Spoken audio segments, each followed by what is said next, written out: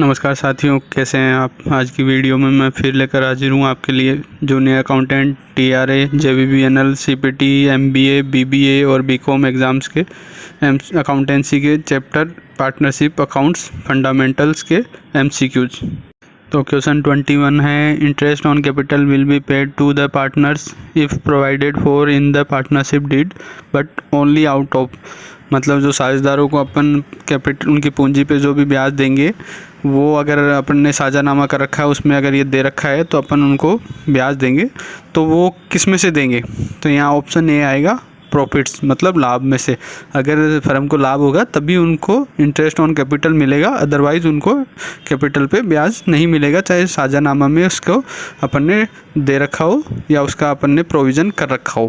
फिर क्वेश्चन 22 है, which of the following items can not be recorded in the profit and loss appropriation account, मतलब निम्नलिखित में से कौन सी मदों को अपन लाभ एवं हानि विनियोग खाते में शामिल नहीं करेंगे या उसको दर्ज नहीं करेंगे। तो यहाँ ऑप्शन सी आएगा, रेंट पेड टू पार्टनर्स, मतलब साझेदारों को अपन ने को किराया चुकाया है तो वो उसको अपन P&L अकाउंट में दिखाते हैं, उसको विनियोग खाते में नहीं दिखाएंगे। बाकी A, B, C जो भी ऑप्शन है, interest on capital, interest on drawing, partners salary, इन तीनों को अपन लाभ हानि विनियोग खाते में दिखाते हैं। तो लाभ हानि विनियोग खाता क्या होता है? इसमें एक तरह से जो लाभ हुआ है उसका ही विनियोग साझेदारों में विभाजित करने की एक प्रक्रिया ही मान सकते हैं आप, कि जो लाभ हुआ है उसको अपन को कैसे और इसको बांटना है।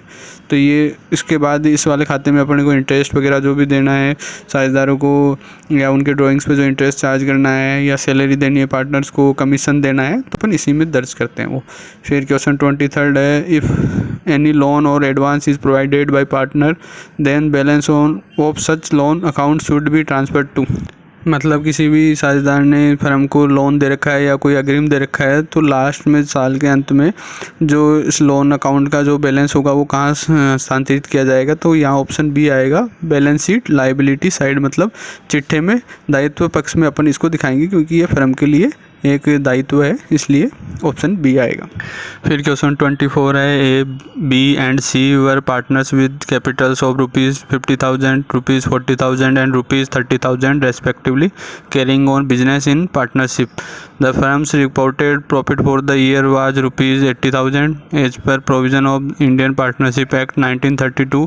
Find out the share of each partner in the above amount after taking into account that no interest has been provided on an advance by A of ₹20,000 in addition to his capital contribution.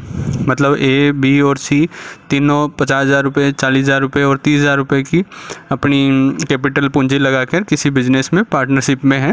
तो firm ने जो साल में लाभ कमाया है वो 80,000 रुपये है, और भारतीय जो साझेदारी कानून है 1932, उसके हिसाब से आपको हर साझेदार का लाभ पता करना है। लेकिन यहाँ क्या बात है कि जो 80,000 रुपये का अपन ने लाभ कमाया फर्म ने, उसमें जो A ने फर्म को 20,000 का एडवांस दे रखा है, अग्रिम दे रखा है, उस पर अपन ने इंटरेस्ट अभी तक उसको दिया नहीं है। तो यहाँ पहले इंटरेस्ट भी देना है, तो उसके बाद अपने को प्रॉफिट पता करना है, हर पार्टनर को कितना प्रॉफिट मिलेगा। तो यहाँ क्या देखो, मैंने आपको टेबल में समझा रखा है। यहाँ सबसे पहले आपको profit before interest on advance, मतलब इंटरेस्ट जो दिया देने से पहले अपने क्या प्रॉफिट हुआ है 80,000 रुपये, वो ले लेना, उसमें से अपन को इंटरेस्ट दे देना है एडवांस में। तो 20,000 रुपये अपने को इंटरेस्ट देना है, तो कितना होएगा? क्योंकि यहाँ साझेदारी नामा नहीं हो रखा है, तो यहाँ साझेदारी एक्ट के हिसाब से ही बात करेंगे। तो साझेदारी एक्ट में अपन को क्या बता रखा है, लोन पे 6% इंटरेस्ट पेएबल है, तो 6% के ब्याज दर से अपन इसको देंगे, ब्याज देंगे, तो ये 1,200 रुपये आ जाएगा। तो प्रॉफिट आफ्टर इंटरेस्ट बच जाएगा अपने पास 78,800 रुपये। तो अपन ने जैसे पहले भी बात की थी, पार्टनरशिप एक्ट जब लागू होता है तो जो प्रॉफिट और लॉस जो शेयर करेंगे सारे साझेदारों में, वो बराबर से होएगा, उसमें किसी कैपिटल का या किसी और चीज़ का रोल नहीं रहता है। तो यहाँ भी साझानामा नहीं हो रखा है, तो यहाँ पार्टनरशिप एक्ट लागू है। तो यहाँ तीनों शेयर जो करेंगे पार्टनर्स अपने प्रॉफिट को, वो बराबर से करेंगे। तो 78,800 रुपये को अपने को बांटना है, तो 78,800 डिवाइड बाई 3 करेंगे, तो ये तीनों का शेयर आ जाएगा 26,267 रुपये। मतलब प्रॉफिट में से तीनों पार्ट लेंगे 26,267 रुपये। बट A को क्या और मिलेगा, इसको इंटरेस्ट ऑन एडवांस और मिलेगा 26,266 के अलावा। तो यहाँ 1,200 रुपये प्लस 26,266 रुपये, ये आ जाएंगे 27,466 रुपये। जबकि B और C को सिर्फ 26,267 मिलेंगे। तो यहाँ ऑप्शन A आएगा, ₹26,267 for partner B and C and ₹27,466 for partner A। फिर क्वेश्चन 25 है, X Y and Z are partners in a firm at the time of division of profit for the year there was a dispute between the partners. Profit before interest on partners capital was ₹6,000 and Y determined interest at the rate 25% per annum on his loan of ₹1,50,000. There was no agreement on this point. Calculate the amount payable to X, Y and Z respectively. मतलब कि X, Y और Z partners हैं किसी firm में, और जब जो लाभ हुआ है फर्म को उसको बांटने की बारी आई तो उनके बीच में झगड़ा हो गया, ये विवाद हो गया सभी साझेदारों के बीच में. तो अपने को फर्म के जो लाभ हुआ है इंटरेस्ट चार्ज करने से पहले कैपिटल पे, वो अपने को पता है वो है ₹6,000. And Y determined interest at the rate 25%, मतलब 24% की दर से वाई ने ये कहा है कि मेरे जो लोन दे रखा है ₹1.5 लाख का पे मेरे को 24% की ब्याज दर से ब्याज दो. तो इनके बीच में कोई भी साझानामा नहीं हो रखा है, तो अपने को जो भी इनके अमाउंट पेबल होगी XYZ को वो पता करनी है कितने कितने इनको रुपए मिलेंगे. तो यहाँ अपने को सबसे पहले क्या करना है कि सबसे पहले profit before interest on loan अपने को ले लेना है. तो वो अपने को पता है ₹6,000 का प्रॉफिट हुआ है अपने को, तो 6,000 वो आ गया. फिर अपने को इंटरेस्ट ऑन एडवांस मतलब लोन पे जो इंटरेस्ट देना है वो दे देंगे. ये 24% का कह रहा है वाई, लेकिन यहाँ साझानामा नहीं है तो यहाँ पार्टनरशिप एक्ट लागू होगा, और पार्टनरशिप एक्ट कहता है कि सिर्फ 6% ही ब्याज दर लोन पर मिलेगी. तो यहाँ ₹1.5 लाख का 6% के हिसाब से अपन देखेंगे तो ₹9,000 इंटरेस्ट आ जाता है. तो यहाँ क्या हो जाएगा, अपने को लॉस हो जाएगा आफ्टर इंटरेस्ट, क्योंकि 6,000 का ही प्रॉफिट है जबकि अपना इंटरेस्ट है वो ₹9,000 हो गया, तो ₹3,000 का अपने को यहाँ लॉस हो गया. तो ₹3,000 को अपन तीनों में बराबर से बांटेंगे, क्योंकि यहाँ साझानामा नहीं हो रखा है. तो पार्टनरशिप एक्ट के अनुसार तीनों में बराबर से लॉस बटेगा, तो 3,000 डिवाइड बाई 3 मतलब 1,000 तीनों को मिलेंगे. लेकिन वाई को क्या मिलेगा, इसके अलावा इंटरेस्ट और मिल जाएगा. तो इंटरेस्ट ₹9,000 का उसको और मिलेगा, तो 9,000 प्लस माइनस 1,000 होएगा, तो यहाँ उसको ₹8,000 मिलेंगे, जबकि इन दोनों के लॉस होएगा 1,000 का, तो वो इनको वापस फर्म को देना पड़ेगा. तो यहाँ ऑप्शन बी आएगा, loss of ₹1,000 for X and Z, Y will take ₹8,000. मतलब एक्स और जेड को तो जो हानि होएगी वो ₹1,000 की होएगी, जबकि वाई को जो रुपए मिलेंगे वो ₹8,000 मिलेंगे, जिसमें मतलब ₹9,000 उसके इंटरेस्ट के थे, जबकि 1,000 जो लॉस हुआ है उसको इसमें से एडजस्ट कर देंगे. फिर क्वेश्चन 26 है, on 1 June 2018 A partner introduced in the firm addition capital ₹50,000. In the absence of partnership deed on 31st March 2019 he will receive interest.